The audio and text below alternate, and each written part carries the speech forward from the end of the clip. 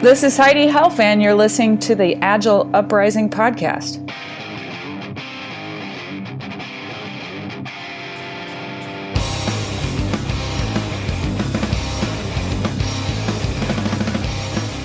Hello, and welcome to another edition of the Agile Uprising podcast. I'm Andy Klepp, and my co-host tonight is Paul Alia. Good evening, Paul. Good evening. And our guest tonight is Heidi Schetzer-Helfand. She's currently Director of Engineering Excellence at Procore Technology. Good evening, Heidi. How are you? Hi. Good evening to you too, and it's great to be here.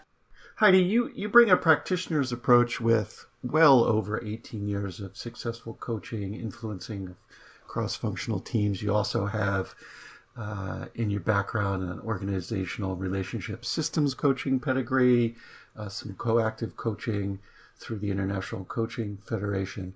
And you have this belief that as agilists and coaches, our goal should be helping teams to self-reflect and shift from working in silos to working as cohesive and perhaps non-persistent teams. And when I first heard this, and I forget which talk and where I caught it from, I have to admit that I was shocked. And my brain went to, oh my God, what about Tuckman? Why would we go through all this storming over and over again? No, teams must be persistent. So share with us, Heidi, some prior experience, some patterns that you saw along your journey that helped you get there to seeing that maybe dynamic teaming had some wisdom in it. Yeah, I guess at one point I thought to myself, I keep hearing these suggestions, these best practices, whatever from Agile, that you should keep your teams the same, and it's better to have these long-running, stable teams that don't change. But the fact was, I've lived the reality as being an early member of, now, two successful startups. Now I'm at my third startup. And team change was the norm and is the norm. When you're at a company and you start with the first team and there are 10 people, this is my experience at the last software company, Appfolio. I was there from one team to about 30 teams. And we grew and changed all the time. We doubled in size more than once. And, so it's kind of like, doesn't do much service to the company, especially with a deliberate business decision to grow, if you're trying to keep the teams the same all the time. And it's the reality of the situation. So it's like my friend Nayan Harjatwala said to me once: team change is inevitable. You might as well get good at it. And from my coaching, it's kind of like it only takes the addition or removal of one person to have a new team. You have a new team system. So just acknowledging that, that's a reality. And many of us, I'm at this is a third startup I'm at right now. This one's a little bigger, Procore Technologies. I was at the first startup, we built GoToMeeting and GoToWebinar. I was the 15th employee. I left when there was about 700. We got acquired by Citrix. We created GoToMeeting, GoToWebinar. Second company, Appfolio, we went public in 2015.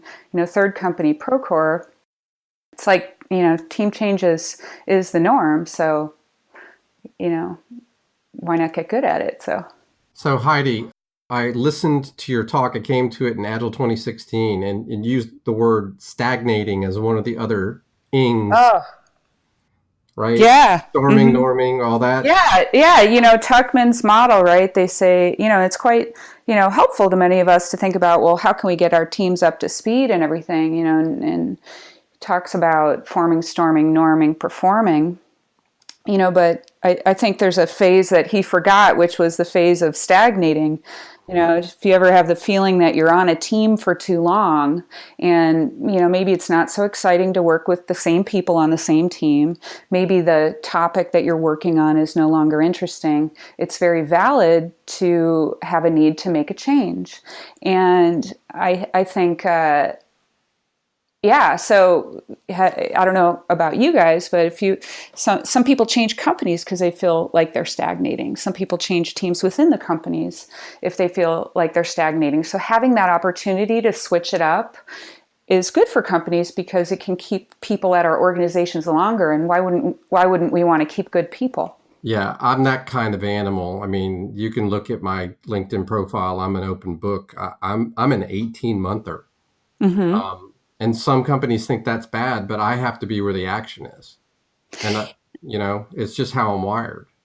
Yeah, and some of us want, I think the thing about team change is that, and even change in general, is, for some of us we want more change. With some of us we want less change. Right. If we have a team situation and the chemistry is awesome, we're building incredible value for our customers. The customers are delighted, and it's all around an enjoyable experience. By all means, let's keep the team.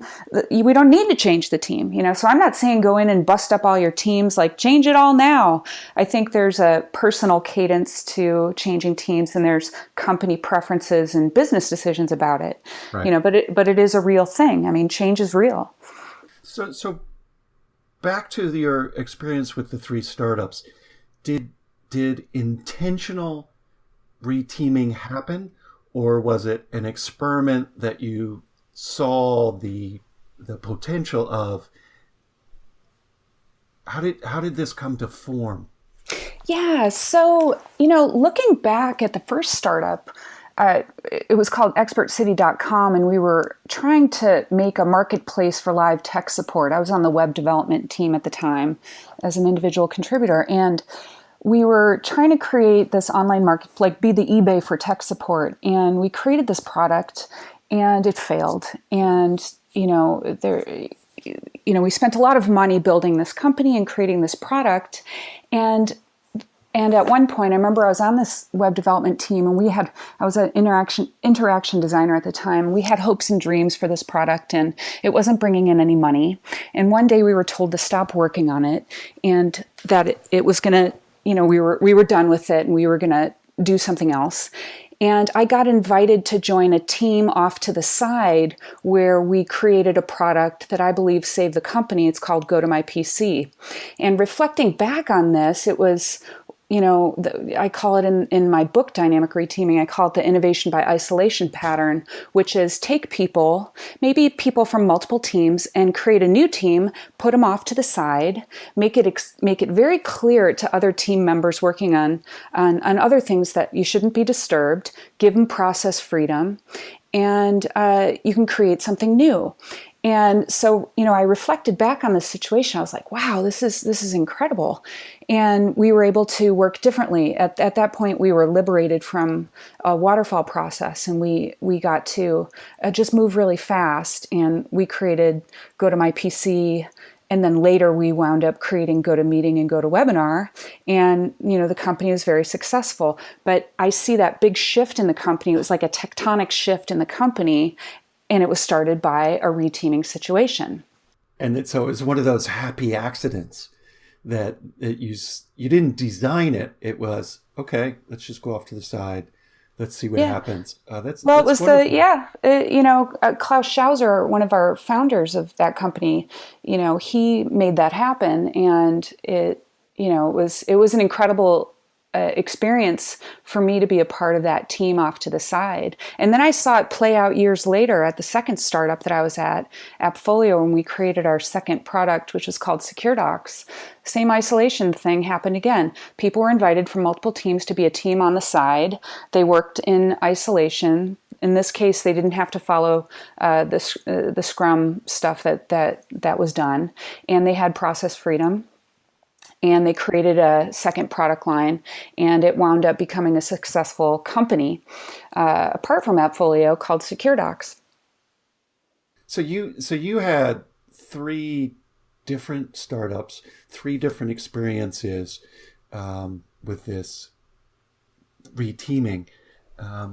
You also mentioned your book, so I understand you did some qualitative research to confirm and look for more patterns. Tell us more about that.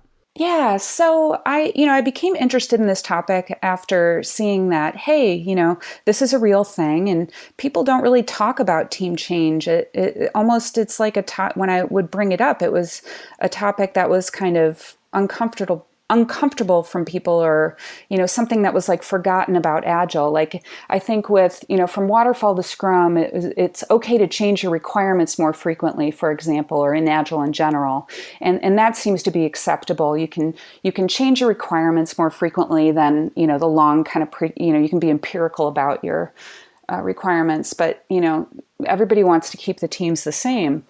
And so I had personal experiences at the startups. And then I was like, gosh, is this just us? Like what else is going on? And I started interviewing different people at different companies. So I was inspired by Brene Brown. She wrote a book called Daring Greatly. And in the back of her book, she talks about this grounded theory research methodology, which really inspired me. And so what I did was I interviewed people from different companies, and I'd have a call with them for an hour, and I'd I'd ask them just a general prompt: how have your teams changed over the years? Do you have any stories to share?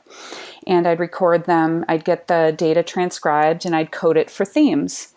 And then I would write about the themes and the patterns that I saw. So for example, the third example of an innovation by isolation, I interviewed Carrie Caulfield, who's a product manager at Citrix, and she tells a story about how she was on a team off to the side creating a product called Convoy. And so she tells a story about that in the book. So that was like the third story about the isolation pattern. And then I talked to different companies who go through extreme growth. And so I wrote about growth patterns. So as I collected this qualitative data, different themes and patterns emerged to really define the topic of reteaming. So there's stories about company growth, about reteaming due to the work, and like creating maybe it's a common one. Like we have a new line of work, so we'll create a team to work on that. Or there's like a lot of stories about reteaming to spread knowledge deliberately across your organization, and reteaming for fulfillment. Like sometimes we just want to work on something different, or work with different people. And there's also stories about reteaming because the code needs it. Maybe people have infrastructure teams that start and diffuse, or maybe we create a team together to address some performance issues, and then we go back into our teams. So some short-lived teams. And so the book is a bottoms-up collection of stories and patterns. And something I call a pattern is something that I've heard about 3 or more times. So this is a practitioner book. It's a book by a practitioner interviewing practitioners. It's not an ivory tower analysis with, that type of formality. It's stories from the field. Heidi, we did some show prep, and one of the questions we have for you is to ask about the ways that people arrive on teams, like who decides. And before you answer, I wanted to throw out that I came to your talk at Agile 2016, and you were followed and stuck around for Sandy and David from Nomad 8 from New Zealand, and they had the topic of self-selection. So I wonder, if we can talk about ways that people arrive on teams and also the self-selection. Yeah, definitely. So Sandy is a participant that I interviewed in my book, actually, talking about self-selection. She told me stories from Trade Me in New Zealand and how they reteamed. They did a reorg through self-selection. And self-selection is related to it's when the people choose the teams and the people that they want to work with. So I think there's different degrees of transparency in team assignment. It could be that the people get to choose their teams, and then later they inform the management. Chris Lucian from Hunter Industries, where they do mob programming, told me stories about how if people wanted to trade places and like I'm in this mob and I want to move to this mob, we can work it out together, trade places, and later tell our managers. So it's very transparent to the people about how they get on the teams, and they inform the management. Maybe the management says, all right, you know, at a regular cadence, and some companies do this, like, you know, Sandy told me about TradeMe, that at a regular cadence, we're going to give people the opportunity to switch teams, you know, maybe every 9 months, for example. And so they have a facilitated event where maybe a product owner, product manager, and in some cases maybe a tech lead, they talk about, this is a squad that we want to have, and this is the mission of the squad, and the business goals, and the interesting technical things that would happen in this squad. And people get to indicate their preferences through a facilitated event that might take a few rounds. And you know, so it's giving the choice to the people. So managers, I think, might not always be aware of social dynamics present amongst team members.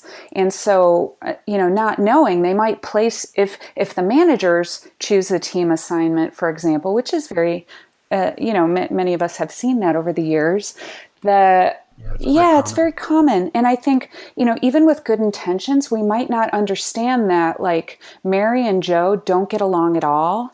And would be really hard for them to work together, but we just don't understand that social network. And so we might put them together on the team, and maybe the chemistry is off. And Sandy, in her book, talks about how a lot of the times people just choose their teams based on the people that they want to work with. And I don't think there's anything wrong with that. I think it's almost like, you know, it's giving power and choice to the people, and who doesn't want that? Who doesn't want to, like, you know, you go to college, you choose your major, you choose the classes you're going to take, and you can maybe choose your professor. I want to study with that person, or, you know, maybe you join a company because you want to work with this one person. Well, why can't it be that way at work? So I have a bias towards wanting people to have freedom of choice in what they work on and who they work with. So it's my bias for sure. But, you know, then again, you know, I've also worked with managers who really kind of try to tap into the needs of the people and make, you know, they do like a fit operation and like really try to like thoughtfully get people onto the right teams. And I think, you know, your mileage may vary. You know, then there's at the you know, most extreme is kind of reteaming by abstraction. You get into the situation of, maybe I get put on this team and I don't even know who put me on this team. The organization is so big, priorities changed, and I'm yanked from this team and put on this team, or team members are disappearing. I mean, there's definitely kind of anti-patterns with all this stuff. I'm reminded of where did it come from? The Marketplace of Skills. It must be from Lisa Atkins, Coaching for Agile Teams. Well, how powerful is that, right? So you talked about company growth, new people coming in. If you had the ability to facilitate a marketplace of skills, so the teams began to learn more about each other, what they had as skills, what they wanted to learn as skills. Some of the reteaming that's team-driven can be so fulfilling for team morale, as well as for learning and sustainability from a business perspective. Yeah, I think, you know, creating the conditions where people can find each other and learn from each other. I love Marketplace of Skills. I love that activity. And, you know, if you can imagine, like maybe you have a group of teams, and maybe they're, you know, or you have the squads, and maybe a group of teams are together like a tribe or something. You can cultivate those relationships and have a Marketplace of Skills with the wider group of teams, and people get to know each other. And then later, when you reteam, you know, and if you buy into that Tuckman's model, maybe some of that forming, storming, norming has already occurred because these people know more about each other and they've like developed these relationships. And then when you switch teams later, it's almost like, you know, they're farther along. It's not like they get on the teams and they're complete strangers. So we can do deliberate activities to kind of cultivate communities, which enable easier reteaming. And so that's one of the topics I talk about in the book as well, I think near the end. So the book this is Dynamic Reteaming from leanpub.com/dynamic reteaming. Let me ask you this, Heidi. So I know that these topics can send a traditional employer, I don't know if that's the right term, but you've been doing it kind of the, I don't know, manufacturing way for a long time, like people are apprentices and need to learn some physical labor skill. You know what I'm saying? Like, instead of realizing that we're all creative individuals, how do you address the concerns of predictability, for example, like Scrum looks for in a stable team? I would look at lead time. I think if you have I get asked this question a lot. Like, let's say you have a company and you're using something like lead time or cycle time and trying to get a good idea of when something, forecasting when something might be done in the future. I would still continue to use that and re-benchmark. And then as time goes on, you'll see, on the average, it takes us about this amount of time to complete work like this. And I think patterns will emerge. I would still leverage that type of, the work by Dan Vacanti. He wrote the book Actionable Agile Metrics. I really love his work, and I would look to that for any forecasting questions. And yeah, I think, it'll take a little bit of time for teams to develop a good average cycle time.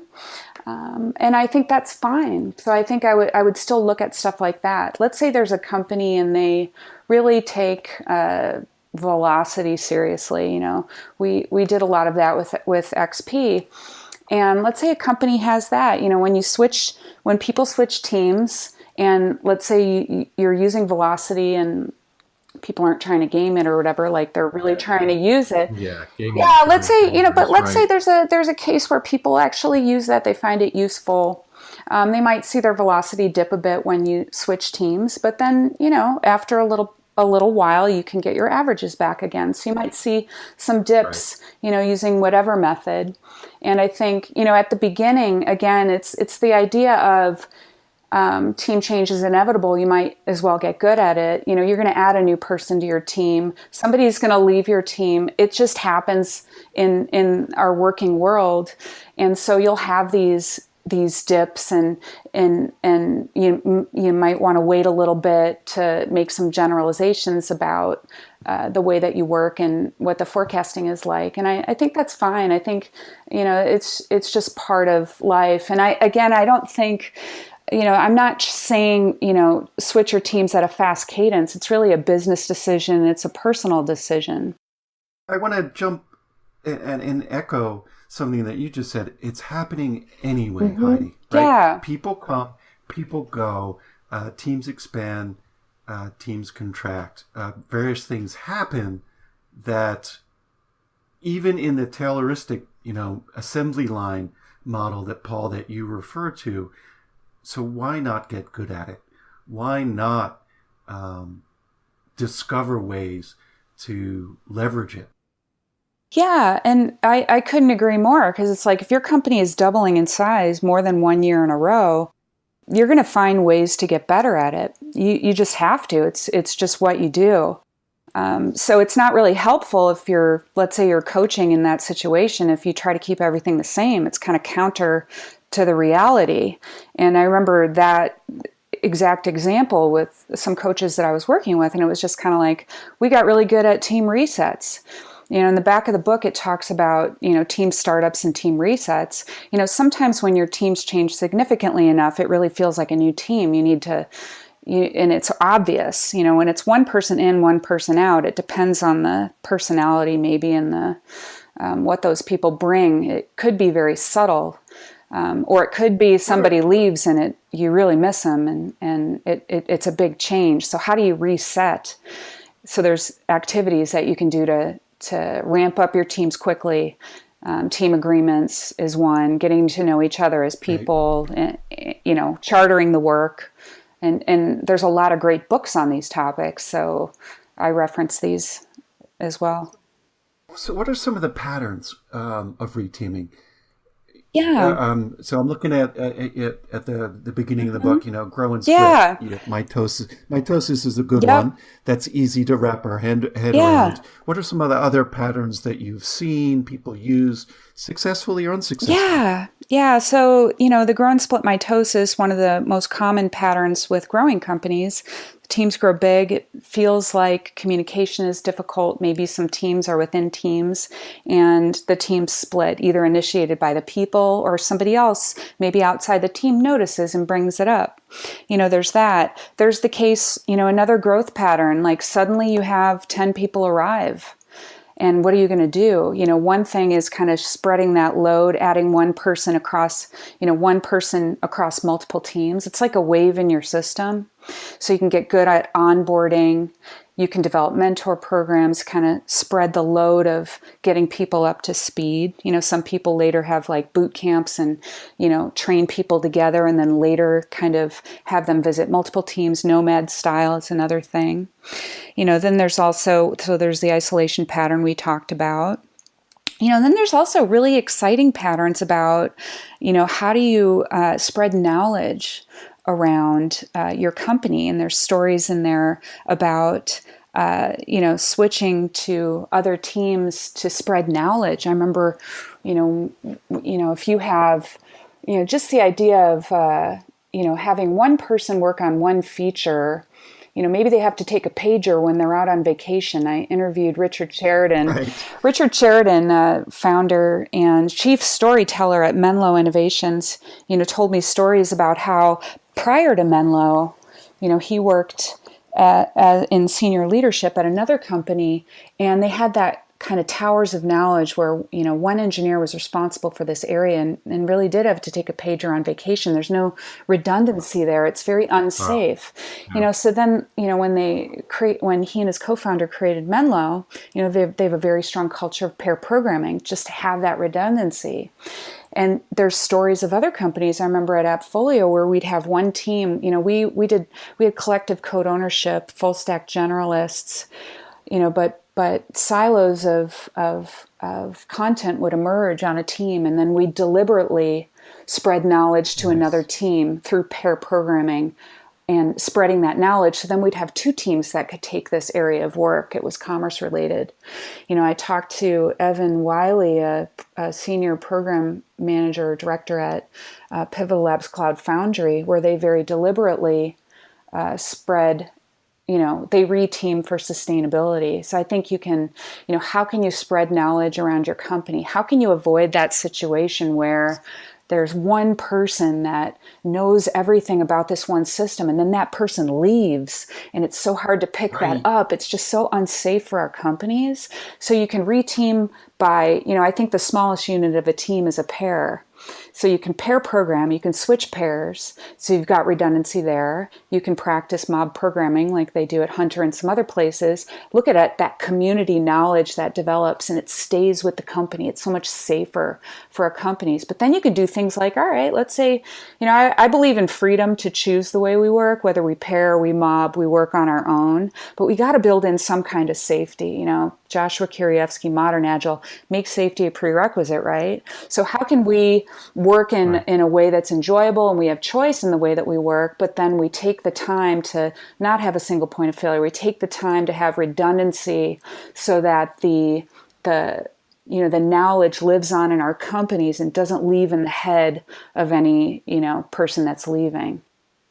I heard you two, Josh, team up at Agile 2017 this year. I heard a brief Oh yeah. podcast on that. That was good. So the pair programming, that's a favorite of mine. It's been for a long time. And it doesn't have to be programming, right? Just Mm-hmm. pair working. Um, I think it's important to maybe let our listeners know that this isn't just a big company problem, reteaming, right? Like if you have a small company and you don't even think it applies, Mm-hmm. It does. how might we help them to think that it does apply? Or you might have a small department or small team that you don't think it's even possible. Like there's only six of you Mm-hmm. anyway, right? Yeah. What ideas can we Yeah. give them? I would say tapping into the kind of vibe of the space, not to sound too out there, but it's like, how are the people doing? How are they feeling? Are they excited to come to work each day? Does the mood seem positive? Do people seem excited? Are people coming up with new ideas and sharing them? So I think it's really important as managers, as teammates, as, good collaborators, to pay attention to how people are doing. I have another like kind of thread of work that I do, which is related to coaching and teaching people listening skills and awareness building skills that, if you come up to my desk, I pay full attention to you and I get to know you as a person. I see how you're doing. Sometimes people can, no matter what the company size, people can stagnate in a topic. And, we read lots of different books. We have different friends and we see this friend and that friend. How can we keep ourselves motivated and engaged? And I think having the idea of reteaming as an option is something that can help make our companies stickier for people. And in the book, I also talk about changing roles. There's stories from Menlo Right. Innovations. I have a story from Procore about how a quality assurance engineer taught himself to code and was highly motivated and became a software developer. And so the span of his life at Procore will be a lot longer because Procore believes in growth mindset, believes in giving people a chance to work in another area and try on a different role. So I think our companies can be stickier if we enable people to re-roll. So it's like, And I think those patterns apply at any scale, yeah, which is the beautiful thing, right? So, could you split a team of six? Absolutely. Could you gain from mixing things up? That's all great. I want to switch things around a little bit. We've talked about all the things we can do to make dynamic reteaming successful. Um, let's talk a little bit about the anti-patterns, the things that you found in your research, Heidi, that Paul has talked on, we've all experienced, that give team change a bad reputation. What are the things we should look out for, try to avoid? yeah. One of the things that I think gives reteaming a bad name is the experiences that some of us may have had at companies in which maybe you're working in component teams, for example, and you have, like the front end developer, you have the database person, you have, all these different types of contributors, and they're assigned to multiple projects. So spend 10% of your time here, 40% here, 50% here, 80% here. Sometimes the percentages don't even really add up. And there's a lot of context switching, and it's hard to manage that time. And, I think definitely reteaming like that is an anti-pattern. It's very hard for people. I think also, when you have disappearing team members due to company reprioritization, it's another anti-pattern. So let's say you're working at a company and every quarter maybe they reprioritize the list of what's important, and it's a good thing to do. But then suddenly team members are disappearing and they're reassigned to another team and the communication is broken down, and you get to a stand up and you're like, where's Joe? Oh, Joe got reassigned over there to the printer squad, but nobody let us know about that, and we find out by surprise. I think, a lot of the times with any of this, I really do believe in positive intent. We can get unskillful with this stuff. We do the best that we can, but sometimes it might lead us to think, oh, we want our teams the same. We don't want to change them. And people aren't necessarily exposed to some of the other stories and patterns like I write about in the book where, Prakash is really stagnating. He's been working on this team for 9 months and he's ready for a change. All right, let's let him change teams. We know it might be a little bit of a hit for short-term productivity or whatever, but it's worth it to keep him happy at the company and to give him a longer life at the company by enabling him to kind of reset and work on something more exciting. And that's such a much longer term view of team health, employee health, individual health, and return on the learning investment. What about, and I'm not saying any of our teams have these people, the toxic person that nobody wants on their team. Yeah, such a What do you do about yeah, that? such a challenge. The first thing I would do is just like get curious. Tap into the needs of all of the people. How are the people doing? I do a lot of one-on-one coaching. I do team coaching. And, trying to cultivate an environment of safety where people can talk about team dynamics is important. But sometimes you have these situations in which it's really, really challenging. Maybe people are afraid of working with this person. What are you going to do? And, we got to get curious about it.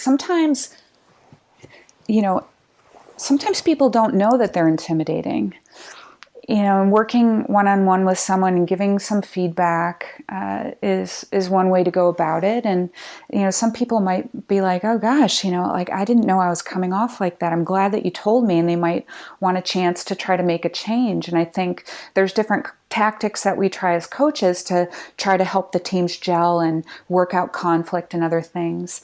When our teams form together, one of the things from organizational relationship systems coaching is try to help teams design an alliance and come up with working agreements and ways that they want to work together. And also, if we have conflicts with each other, which is normal in product development, it's normal in teamwork, how do we want to be with each other in conflict? So sharing preferences for dealing with conflict in advance of when it happens is helpful.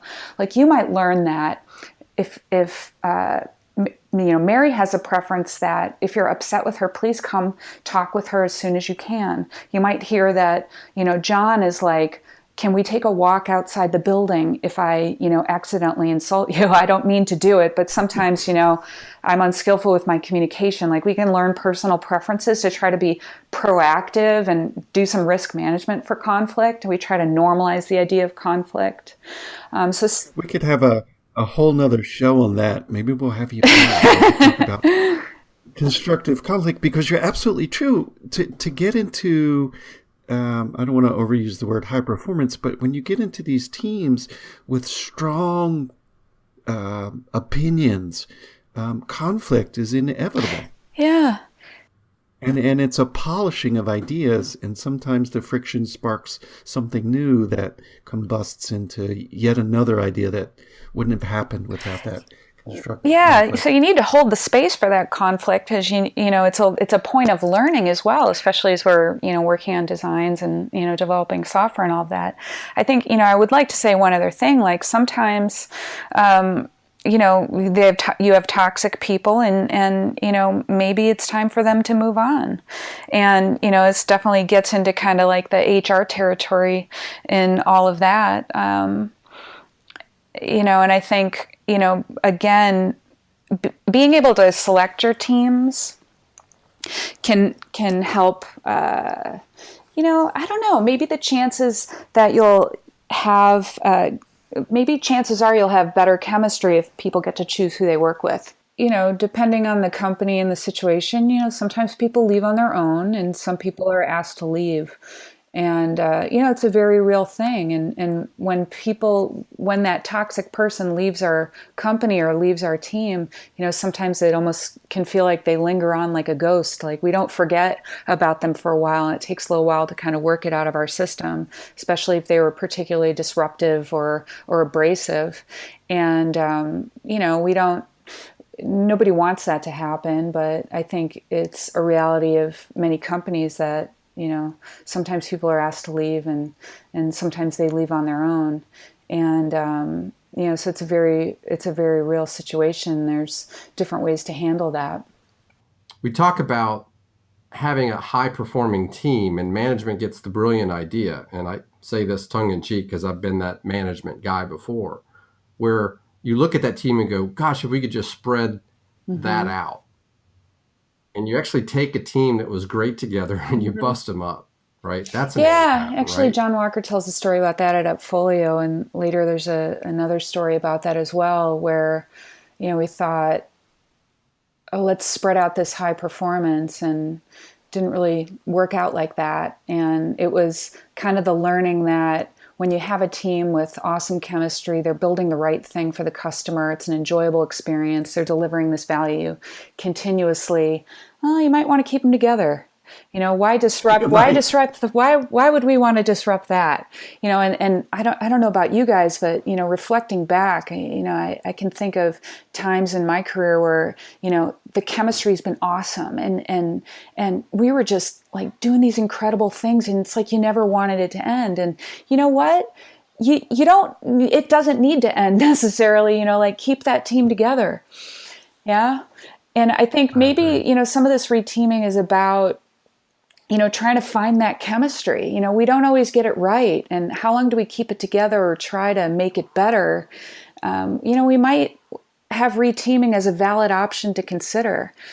And, we want that awesome team chemistry. And these are our lives. It's really important to me that I go to work every day and I'm excited about what I do. And, I think of the engineers that I work with, and it's, Mike G. Paul Hill talks about geek joy. And, we don't want to dim the light of the nerd. We want to nurture it. We want to create the condition where geek joy thrives, right? And we're creating these awesome, innovative products, and I'm all excited. I have this idea, and I like it, like spills out of me, and I get in this flow state. That's what we want.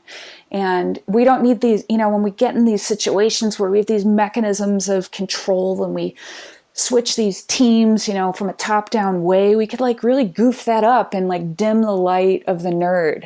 And so I really believe in how can we cultivate that energy and the motivation of the people that we work with. And I think that's what we want to do, but maybe sometimes we're scared. We feel like we need to control the teams and ourselves, but giving people choice and power, I think is something we need to hear more about. And I think we're in our infancy as an industry about how to cultivate this sort of freedom for the developer.